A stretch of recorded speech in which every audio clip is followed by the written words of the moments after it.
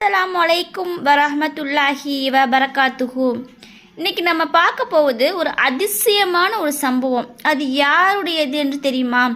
அல்லாஹ் பெரும் ஆட்சியும் ஞானமும் ஜின்களுக்கு கட்டுப்படுத்தக்கூடிய அதிகாரமும் கொடுத்த நபி சுலைமான் அலைஹி வஸல்லம் அவர்களின் இறுதி தருணம், அதாவது மரண நேரத்தில் நடந்த மிகப்பெரிய நமக்குரிய பாடம்.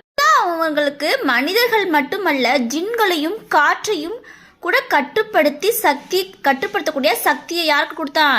சுலைமான் அலைஹி வஸல்லம் அவங்களுக்கு அல்லாஹ் கொடுத்தான். ஒரு நாள் நபி சுலைமான் அலைஹி வஸல்லம் அவங்க தன் கைத்தடியை பிடித்து நின்றபடி ஜின்களுக்கு ஒரு பெரிய கட்டிடத்தை கட்டி கொண்டிருந்ததை கவனித்து கொண்டிருந்தாங்க.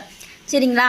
அப்போது அல்லாஹ் அவர்களின் உயிரை எடுத்துக்கொண்டான். அல்லாஹ் என்ன செஞ்சுட்டான்? அவங்களுடைய உயிரை எடுத்துக்கொண்டான். ஆனால் என்ன நடந்தது அப்படின்ட்டு கைத்தடியை பிடித்தபடியே நின்றதுனால ஜின்கள் அவங்க உயிரோடு இருக்கிறாங்க அப்படின்னு நினச்சிக்கிட்டு என்ன செஞ்சுட்டு இருக்காங்க? அவங்களுடைய வேலைகளை செஞ்சுக்கிட்டே இருக்காங்க. மக்களும் கடந்து போய்கிட்டே இருந்துச்சு. இப்போ அல்லாஹாலா ரொம்ப நாள் கழிச்சு அல்லாஹாலா ஒரு சின்ன கரையானுக்கு அந்த கைத்தடி உள்ளேயே இருந்து மெதுவாக தின்ன சொல்ல என்ன செஞ்சான்? கட்டளை இட்டான். திண்டு அந்த கரையான் ஃபுல்லாக திண்டு அந்த கைத்தடி என்ன செஞ்சிருச்சு?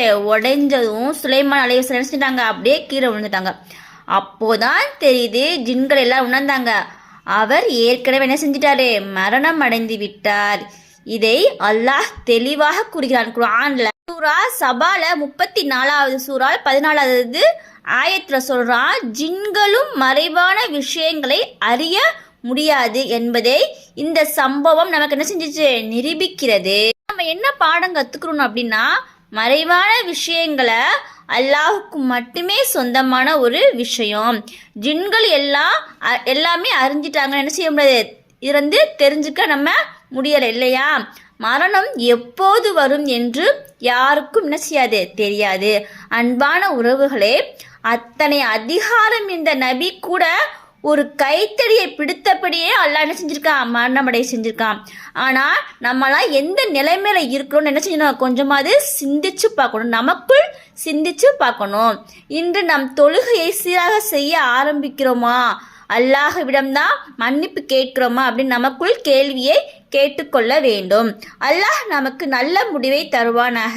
ஆமீன். அஸ்ஸலாமு அலைக்கும் வரஹ்மத்துல்லாஹி வபரகாத்துஹு. மீண்டும் சந்திப்போம். அஸ்ஸலாமு அலைக்கும் வரஹ்மத்துல்லாஹி வபரகாத்துஹு. இன்னைக்கு நம்ம பார்க்க போவது ஒரு அதிசயமான ஒரு சம்பவம். அது யாருடையது என்று தெரியுமா? அல்லாஹ் பெரும் ஆட்சியும் ஞானமும் ஜின்களுக்கு கட்டுப்படுத்தக்கூடிய அதிகாரமும் கொடுத்த நபி சுலைமான்